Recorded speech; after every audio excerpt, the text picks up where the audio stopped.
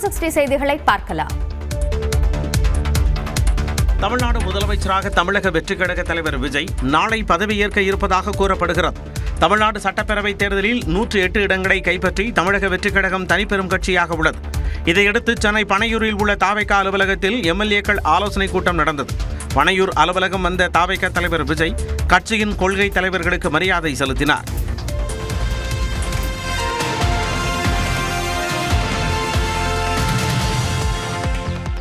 தொடர்ந்து விஜய் தலைமையில் தாவேகா எம்எல்ஏக்கள் ஆலோசனைக் கூட்டம் நடைபெற்றது. ஏறத்தாழ 3 மணி நேரம் நடந்த ஆலோசனைக் கூட்டத்தில் தாவேகா சட்டமன்ற குழு தலைவராக விஜய் தேர்வு செய்யப்பட்டார். இந்நிலையில் சென்னை நேரு உள்ளரங்கத்தில் நாளை நடைபெறும் விழாவில் முதலமைச்சராக விஜய் பதவியேற்பார் என தகவல் வெளியாகியுள்ளது.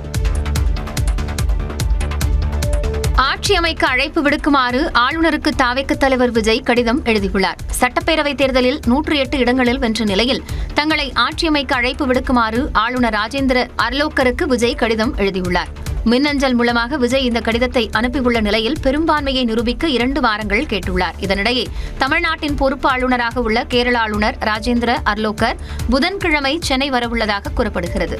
அப்போது விஜய் ஆளுநரை நேரில் சந்திப்பார் என தெரிகிறது. இதனிடையே 2 தொகுதிகளில் வெற்றி பெற்ற விஜய் திருச்சி கிழக்கு தொகுதியை ராஜினாமா செய்வார் என கூறப்படுகிறது. அந்த இடத்தில் லால்குடி தொகுதியில் தோல்வியடைந்த முன்னாள் அமைச்சர் கூப்ப கிருஷ்ணன் போட்டியிடுவார் என்றும் தெரிகிறது.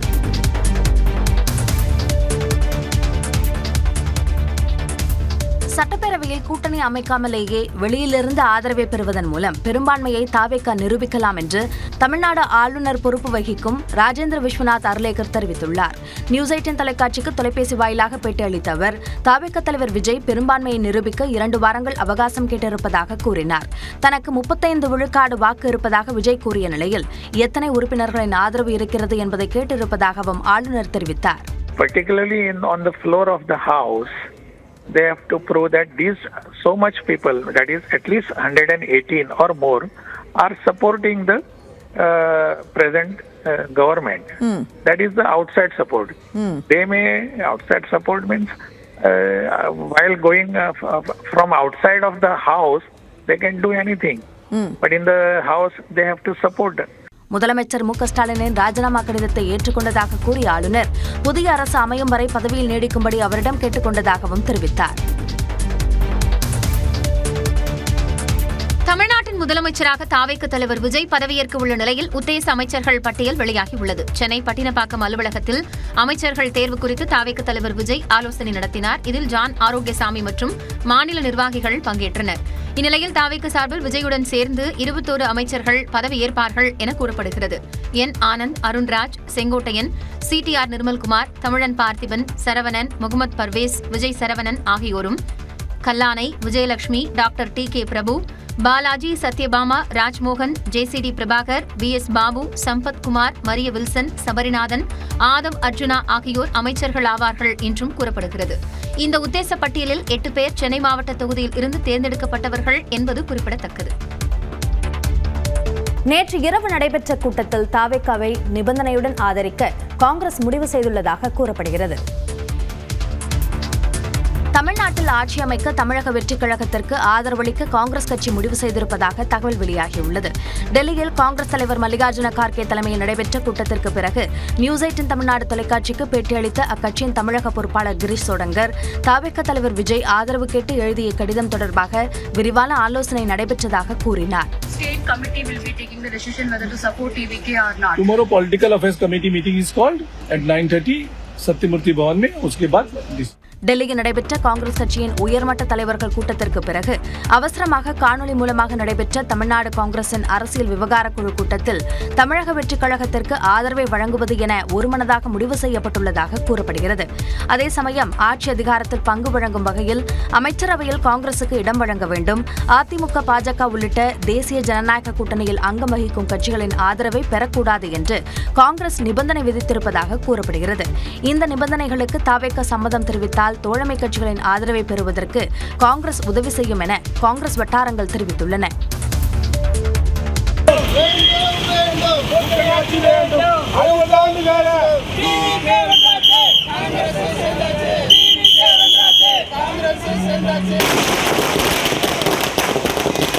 சட்டமன்ற தேர்தலில் தமிழக வெற்றிக் கழகம் வெற்றி பெற்றுள்ள நிலையில் அதனை கோவையில் காங்கிரஸ் கட்சியினர் சிலர் பட்டாசு வெடித்து கொண்டாடிய காட்சிகளே இவை.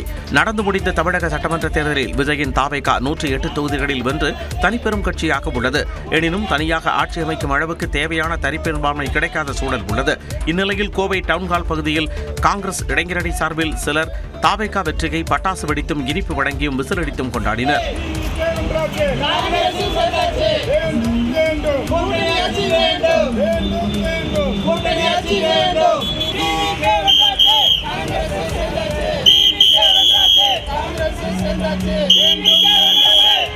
திமுக கூட்டணியில் அங்கம் வகித்து காங்கிரஸ் இந்த தேர்தலை சந்தித்த நிலையில் காங்கிரஸ் கட்சியினரை தாவேகாவின் வெற்றியை கொண்டாடியது பேசுபொருளாகியுள்ளது.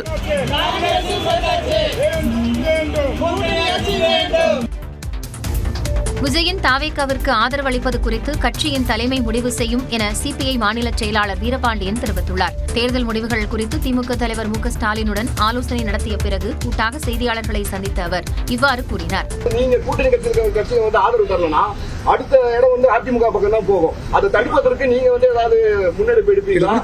இந்த கேள்விகள் குறித்து எல்லாம் கட்சியினுடைய தலைமை சிந்திக்கும். கட்சி ஒரு நல்ல முடிவு எடுக்கும். கட்சியினுடைய முடிவு தான் எங்கள் முடிவு. விஜய் தனது நிலைப்பாட்டை கூறிய பின்பு மார்க்சிஸ்ட் கட்சியின் நிலைப்பாட்டை தெரிவிப்போம் என அக்கட்சியின் மாநில செயலாளர் சண்முகம் தெரிவித்துள்ளார். முதல்ல அவருடைய நிலைப்பாட்டை வெளிப்படுத்திட்டோம். அதுக்கப்புறம் தான் எங்க நிலைப்பாட்டை சொல்லலை. தேவைப்படுற அவருடைய நிலைப்பாட்டை வெளிப்படையா சொல்லாத நிலையில சிபிஎம் நிலைப்பாட்டை எப்படி கேக்குறீங்க? இதேபோன்று தாவேகாவிற்கு ஆதரவு அளிப்பது குறித்து இதுவரை சிந்திக்கவில்லை என விசிக தலைவர் திருமாவளவன் தெரிவித்துள்ளார். தாவேகாவிற்கு பெரும்பான்மை என்பது இல்ல. விசிக கம்யூனிஸ்ட் கட்சியினுடைய முடிவு என்னவாக இருக்கு? இது குறித்து இப்போது நீங்கள் எழுப்பிய கேள்வி குறித்து நாங்கள் இதுவரை எதுவும் சிந்திக்கவில்லை, முடிவெடுக்கவில்லை. பாஜக பலமடைய கூடாது என்ற திமுக கூட்டணியின் நோக்கத்தை நிறைவேற்றும் வகையில் தேர்தல் முடிவுகள் வந்துள்ளதாகவும் கூறினார். தாவேகாவுக்கும் எடப்பாடி பழனிசாமிக்கும் இடையே பேச்சுவார்த்தை நடைபெற்று வருவதாக லீமா ரோஸ் தெரிவித்துள்ளார். லாட்டரி அதிபர் மார்டினின் மனைவியும் தாவேகா முக்கிய நிர்வாகி ஆதவ் அர்ஜுனாவின் மாமியாருமான லீமா ரோஸ் லால்குடி தொகுதியில் அதிமுக சார்பில் போட்டியிட்டு வெற்றி பெற்றார். இந்த நிலையில் சென்னையில் எடப்பாடி பழனிசாமியை சந்தித்த பிறகு செய்தியாளர்களிடம் பேசிய லீமா ரோஸ் தாவேகா இபிஎஸ் இடையே பேச்சுவார்த்தை நடைபெறுகிறது என்றார். தாவேகாவுக்கும் நம்ம எடப்பாடி அண்ணனும் பேச்சுவார்த்தை நடந்துட்டு இருக்குது. நல்லபடியா பேச்சுவார்த்தை முடியும்னு நினைக்கிறேன். அண்ணன் எடப்பாடி அண்ணன் தான் ஆட்சி அமையும் கண்டிப்பா. அதே நேரத்தில் தாவேகாவுக்கு அதிமுக ஆதரவு அளிக்காது என முன்னாள் அமைச்சர் OS மணியன் கூறினார். What will you say about TVK, sir? It's on 108. If they will consider AIADMK to support TVK, is there any chance for support to TVK, sir? தாவேகாவுக்கு ஆதரவு அளிப்பது தொடர்பாக லீமா ரோஸும் OS மணியனும் மாறுபட்ட கருத்துக்களை தெரிவித்துள்ளனர். முதலமைச்சர் பதவியிலிருந்து மு.க. ஸ்டாலின் ராஜினாமா செய்த நிலையில் அதை ஆளுநர் ஏற்றுக்கொண்டுள்ளார். நடந்து முடிந்த சட்டமன்ற தேர்தலில் ஆளும் கட்சியாக இருந்த திமுக தோல்வியடைந்த நிலையில் விஜய் தலைமையிலான தமிழக வெற்றிக் கழகம் 108 இடங்களை கைப்பற்றியது. இந்நிலையில் முதலமைச்சர் பதவியை திமுக தலைவர் மு.க. ஸ்டாலின் ராஜினாமா செய்துள்ளார். ராஜினாமா கடிதத்தை ஆளுநர் மாளிகைக்கு கொடுத்தனுப்பிய நிலையில் அதை ஆளுநர் ஏற்றுக்கொண்டுள்ளார். மாற்று ஏற்பாடுகள் செய்யும் வரை தொடர்ந்து முதலமைச்சராக நீடிக்குமாறு ஸ்டாலினை ஆளுநர் கேட்டுக் கொண்டுள்ளார். இந்நிலையில் தமிழ்நாட்டில் புதிய அரசு பொறுப்பேற்க உள்ள நிலையில் சென்னை தலைமைச் செயலகத்தில் உயரதிகாரிகள் ஆலோசனை நடத்தினர். இதில் தலைமைச் செயலாளர் சாய்குமார், உள்துறை செயலாளர் மணிவாசன், டிஜிபி சந்தீப் ராய் ரத்தோர், சென்னை மாநகர காவல் ஆணையர் உள்ளிட்ட அதிகாரிகள் பங்கேற்றனர். இதனிடையே தலைமைச் செயலகத்தில் அமைச்சர்கள் அறைகளில் உள்ள படங்கள் மற்றும் பொருட்கள் அகற்றப்பட்டன.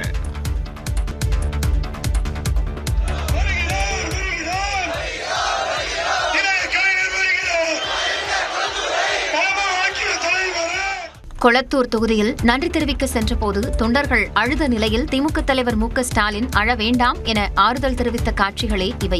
தொகுதி வரையறைக்கு பின்பு உருவாக்கப்பட்ட கொளத்தூர் தொகுதியில் தொடர்ந்து 3 முறையாக வெற்றி பெற்றார் திமுக தலைவர் மு.க. ஸ்டாலின். இந்நிலையில் சட்டப்பேரவைத் தேர்தலில் கொளத்தூர் தொகுதியில் மீண்டும் போட்டியிட்ட ஸ்டாலின் தாவேகா வேட்பாளர் VS பாபுவிடம் தோல்வியடைந்தார். எனினும் தொகுதிக்கு நேரில் சென்ற அவர் மக்களுக்கு நன்றி தெரிவித்தார். அப்போது கண் கலங்கிய தொண்டர்களிடம் அழ வேண்டாம் என்றார்.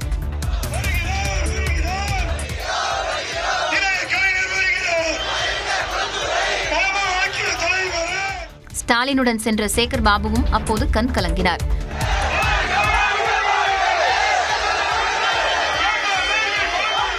1984ஆம் ஆண்டு முதன்முறையாக 1000 விளக்கு சட்டப்பேரவைத் தேர்தலில் போட்டியிட்ட மு.க. ஸ்டாலின் தோல்வியை தழுவினார்.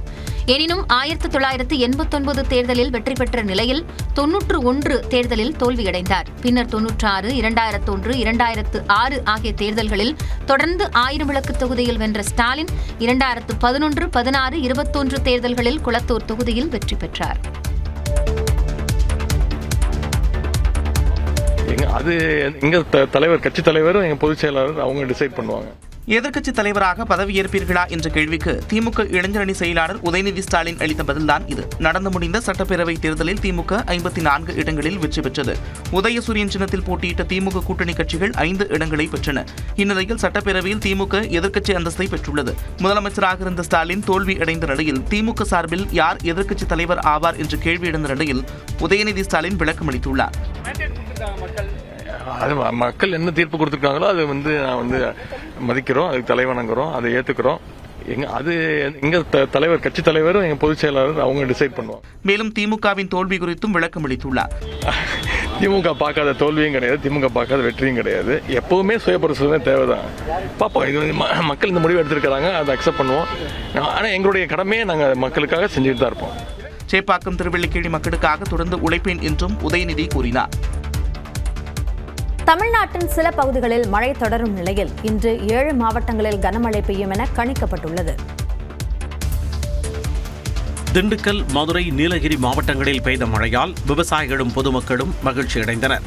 திண்டுக்கல்லில் நகரப்பகுதி மற்றும் சுற்று வட்டாரத்தில் 1 மணி நேரத்திற்கு மேலாக கனமழை கொட்டி தீர்த்தது. திண்டுக்கல் கரூர் சாலையில் அமைந்துள்ள ரயில்வே சுரங்கப்பாதையில் மழைநீர் தேங்கியதால் இருசக்கர வாகனங்கள், ஆட்டோ, கார், பேருந்து உள்ளிட்டவை சிக்கிக் கொண்டன. இதனால் வாகன ஓட்டிகளும் பொதுமக்களும் கடும் அவதிக்கு உள்ளாகினர்.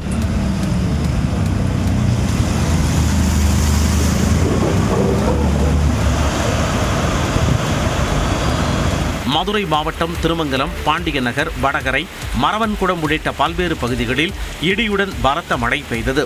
சாலைகளில் மழைநீர் பெருக்கெடுத்து ஓடிய நிலையில் திருமங்கலம் உத்தண்டன் தெருவில் உள்ள கழிவுநீர் கால்வாய் முறையாக தூர்வாரப்படாததால் கழிவு நீருடன் மழைநீர் கலந்து வீடுகளுக்குள் புகுந்தது. இதனால் குடியிருப்பு வாசிகள் அவதிக்கு உள்ளாகினர்.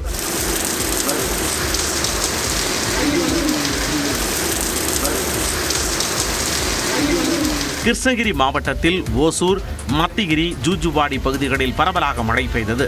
வெப்பம் தணிந்து குளிர்ச்சியான சூழல் நிலவியதால் பொதுமக்கள் மகிழ்ச்சியடைந்தனர்.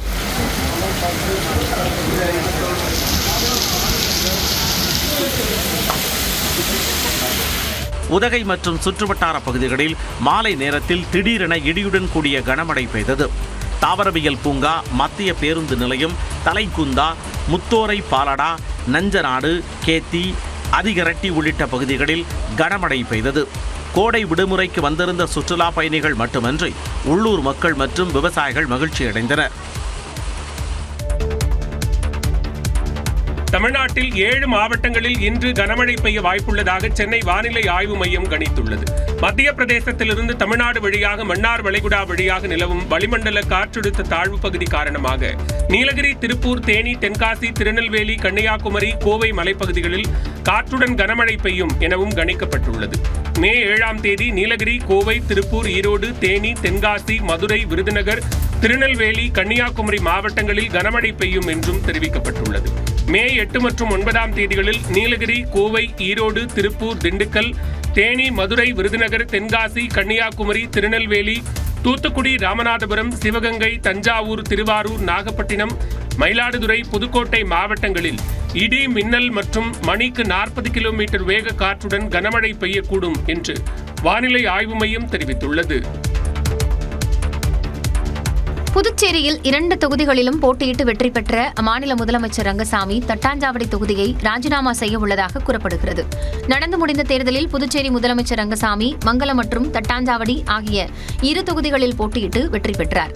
சட்ட விதிகளின்படி அவர் ஏதேனும் ஒன்றை ராஜினாமா செய்ய வேண்டும் என்பதால் தட்டாஞ்சாவடி தொகுதியை ராஜினாமா செய்ய உள்ளதாக கூறப்படுகிறது. மேலும் புதுச்சேரியில் ஆட்சியை தக்க வைத்துள்ள என்ஆர் காங்கிரஸ் தலைவர் ரங்கசாமி புதன்கிழமையன்று ஆளுநரை சந்திக்க உள்ளதாக தெரிகிறது. அப்போது பதவி விலகல் முதலமைச்சர் கடிதம் அளித்த பிறகு ஆட்சி அமைக்க உரிமை கோருவார் என்றும் தகவல் வெளியாகியிருக்கிறது. இதனிடையே புதுச்சேரி சட்டப்பேரவை தேர்தலில் தேசிய ஜனநாயக கூட்டணி வெற்றி பெற்றதை தொடர்ந்து பிரதமர் மோடிக்கு நன்றி தெரிவித்து ரங்கசாமி கடிதம் எழுதியுள்ளார். அதில் இந்த வரலாற்று சிறப்புமிக்க வெற்றி பிரதமரின் தொலைநோக்கு தலைமைத்துவத்திற்கும் இரட்டை எஞ்சின் ஆட்சி முறைக்கும் கிடைத்த அங்கீகாரம் என குறிப்பிட்டுள்ளார். இந்நிலையில் புதுச்சேரியில் முதலமைச்சர் ரங்கசாமியின் அலுவலகம் ஆன்மீக குருவான அப்பாசாமி மற்றும் திருவண்ணாமலை கோயில் படங்களுடன் புதுப்பிக்கப்பட்டுள்ளது. கரும்பு விவசாயிகளுக்கு சர்க்கரை ஆலைகள் வழங்க வேண்டிய குறைந்தபட்ச ஆதார விலையை குவிண்டாலுக்கு 365 ரூபாயாக உயர்த்த மத்திய அமைச்சரவை ஒப்புதல் அளித்துள்ளது. பிரதமர் நரேந்திர மோடி தலைமையில் பொருளாதார விவகாரங்களுக்கான அமைச்சரவை குழு கூட்டம் நடைபெற்றது. இந்த கூட்டத்தில் அக்டோபரில் தொடங்கும் நடப்பு ஆண்டு பருவ காலத்தில் கரும்பு விவசாயிகளுக்கு சர்க்கரை ஆலைகள் வழங்க வேண்டிய குறைந்தபட்ச ஆதார விலையை குவிண்டாலுக்கு 10 ரூபாய் உயர்த்தி 365 ரூபாயாக அதிகரிக்க ஒப்புதல் அளிக்கப்பட்டது. இதன் மூலம் விவசாயிகளுக்கு 1 லட்சம் கோடி ரூபாய்க்கு மேல் வருவாய் கிடைக்கும் என்று மத்திய அமைச்சர் அஸ்வினி வைஷ்ணவ் தெரிவித்துள்ளார். இந்நிலையில் करीब 1 करोड़ शुगर केन फार्मर्स है देश में, उन सब के लिए बहुत बड़ा बेनिफिट रहेगा. பிரதமர் நரேந்திர மோடி தலைமையில் நடைபெற்ற மத்திய அமைச்சரவை கூட்டத்தில் பல்வேறு முக்கிய முடிவுகள் எடுக்கப்பட்டன. குறிப்பாக உச்சநீதிமன்றத்தில் நீதிபதிகளின் எண்ணிக்கையை 33லிருந்து 37ஆக உயர்த்த ஒப்புதல் வழங்கப்பட்டுள்ளது. குஜராத் மாநிலத்தில் இந்திய செமிகண்டக்டர் இயக்கத்தின் கீழ் மேலும் 2 செமிகண்டக்டர் திட்டங்களை செயல்படுத்தவும் ஒப்புதல் அளிக்கப்பட்டுள்ளது. மேற்காசிய போர் சூழலை கருத்தில் கொண்டு தகுதியுள்ள வணிக கடன் வாங்குபவர்களுக்கு கூடுதல் கடன் ஆதரவை வழங்குவதற்காக கடன் வழங்கும் நிறுவனங்களுக்கு கடன் உத்தரவாத பாதுகாப்பை வழங்குவது என்றும் இதற்காக 2,55,000 கோடி ரூபாயை ஒதுக்கவும் ஒப்புதல் அளிக்கப்பட்டது. அத்துடன் 2030-2031க்குள் பருத்தியில் தன்னிறைவு அடைவதற்கு 5,559 கோடி ஒதுக்கீட்டில் பருத்தி உற்பத்தி திறனுக்கான இயக்க திட்டத்தை தொடங்குவதற்கும் அமைச்சரவை ஒப்புதல் அளித்துள்ளது.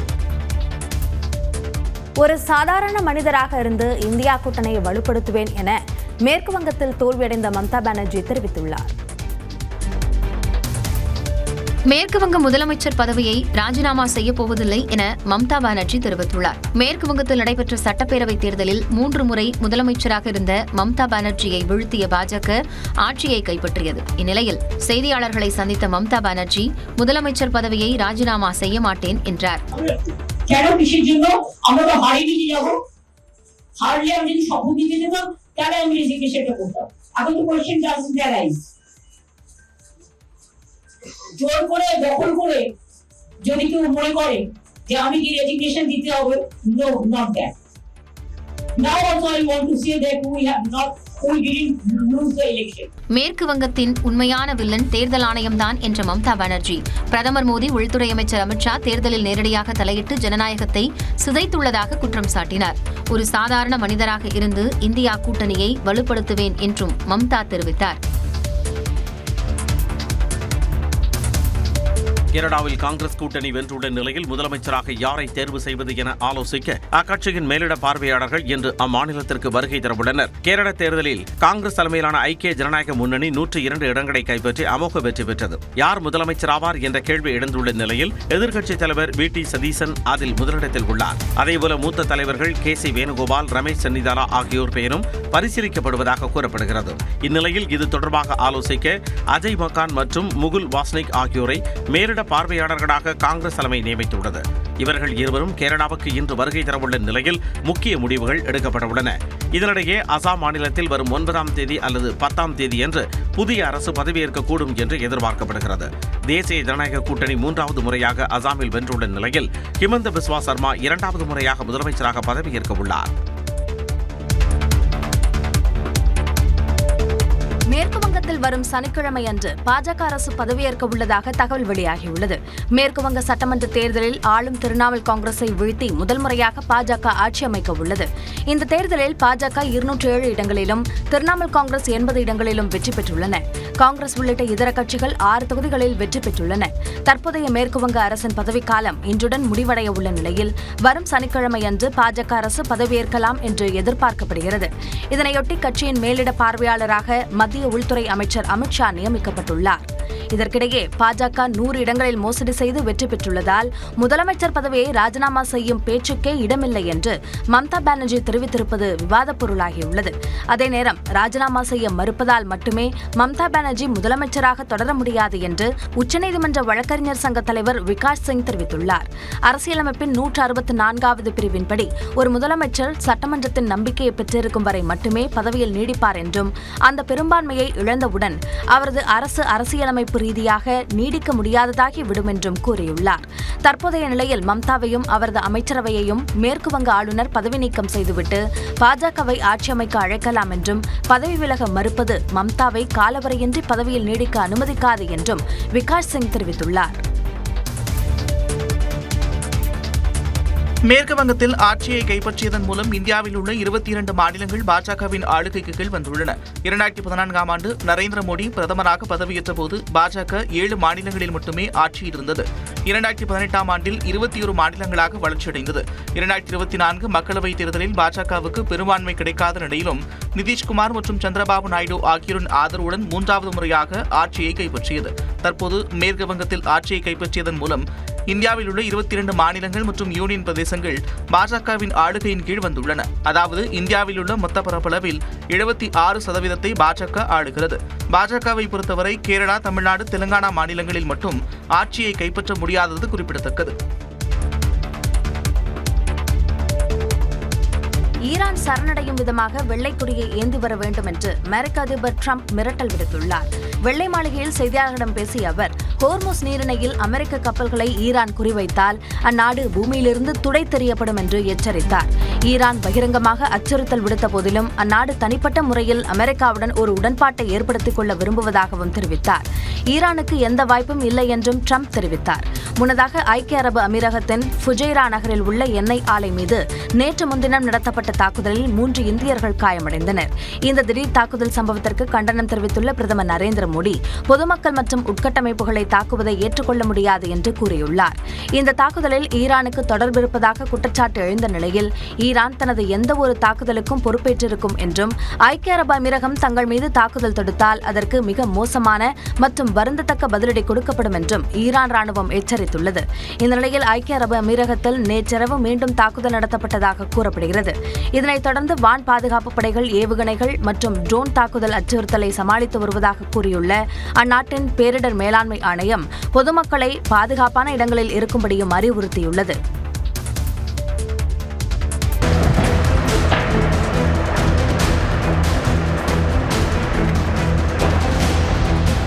உக்ரைன் மீது ரஷ்யா நடத்திய வான்வழி தாக்குதலில் 12 பேர் உயிரிழந்தனர். ரஷ்யா உக்ரைன் இடையேயான போர் 4 ஆண்டுகளை கடந்தும் நீடித்து வருகிறது.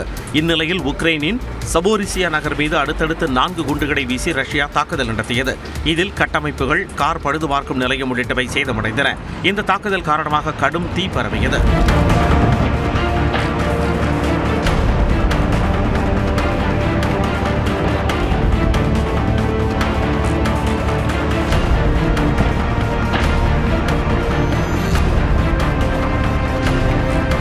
மீட்பு படையினர் வந்தடைந்த நிலையில் ட்ரோன்கள் மூலம் 2வது கட்ட தாக்குதலை ரஷ்ய படைகள் மேற்கொண்டதாக சபோரிசியா நகர கவுன்சிலர் செயலாளர் தெரிவித்துள்ளார். இந்த தாக்குதலில் 12 பேர் உயிரிழந்த நிலையில் 20 பேர் காயமடைந்தனர். இதனிடையே 2ஆம் உலகப் போரில் நாசி ஜெர்மனி படையை சோவியத் யூனியன் வீழ்த்தியதை கொண்டாடும் வகையில் வரும் 8 மற்றும் 9ஆம் தேதிகளில் போர் நிறுத்தத்திற்கு ரஷ்யா அழைப்பு விடுத்துள்ளது. எனினும் இன்று இரவு முதலே போர் நிறுத்தம் செய்ய வேண்டும் என உக்ரைன் வலியுறுத்தியுள்ளது.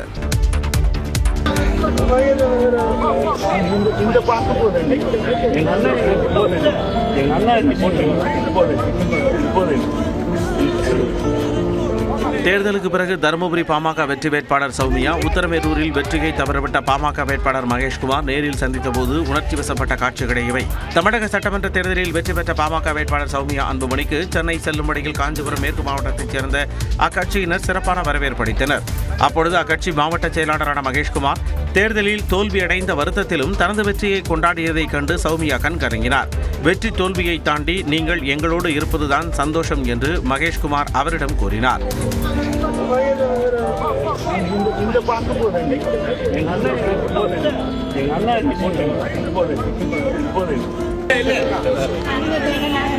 அண்ணன் மகேஷ்குமார், அண்ணன் மகேஷ்குமார், அண்ணன் மகேஷ்குமார், அண்ணன் மகேஷ்குமார். கடந்த 2021ஆம் ஆண்டு தேர்தலிலும் காஞ்சிபுரத்தில் 2ஆம் இடம் பிடித்து மகேஷ்குமார் வாய்ப்பை இழந்தது குறிப்பிடத்தக்கது. தமிழக அரசியல் களத்தில் மாற்றத்திற்கான விதையாக தமிழக வெற்றிக் கழகம் உருவெடுத்துள்ளதாக அக்கட்சியின் தலைவர் விஜய் பெருமிதம் தெரிவித்துள்ளார். தாவேகா களம் கண்ட முதல் தேர்தலிலேயே தனிப்பெரும் வெற்றியை சாத்தியமாக்கிய நிலையில் தமிழ்நாட்டு மக்களுக்கு நன்றி தெரிவித்து எக்ஸ் பக்கத்தில் விஜய் பதிவிட்டுள்ளார். அதில் அனைத்து ஏளன பேச்சுக்களையும் கடந்து எவரையும் சாராமல் மக்களை மட்டுமே நம்பி தில்லாக தேர்தல் களத்தில் நின்றதாக தெரிவித்துள்ளார். இந்த தேர்தலை ஒரு அதிசய தேர்தல் என குறிப்பிட்டுள்ள அவர், பணநாயகம் ஆழ குழி தோண்டி புதைக்கப்பட்டு தமிழக மக்களின் உணர்வுபூர்வமான ஜனநாயகம் வென்றுள்ளதாக கூறியுள்ளார். எக்காலத்திலும் நிகழவே நிகழாது என்றிருந்த மாற்றத்திற்கான அரசியல் வெற்றியை நிகழ்த்து காட்டிய தமிழ்நாட்டு மக்களுக்கு தன் வாழ்நாள் நன்றியை காணிக்கையாக்குவதாக தெரிவித்துள்ளார். தமிழக வெற்றிக் கழகம் மாற்றத்திற்கான மாபெரும் முதன்மை சக்தியான அரசியல் இயக்கம் என்பது அழுத்தமாக நிரூபிக்கப்பட்டுள்ளதாக கூறியுள்ள விஜய், குடும்பத்தையே தங்கள் அன்பால் வழிநடத்திய குழந்தை செல்வங்கள்தான் அதிசய தேர்தலுக்கான ஆழமான காரணிகளில் ஒன்றாக மாறி நிற்பதாக குறிப்பிட்டுள்ளார். மேலும் தமக்கு வாக்களிக்க மறந்த மக்களும் வருங்காலத்தில் தம்மை நேசிப்பார்கள் என விஜய் நம்பிக்கை தெரிவித்துள்ளார்.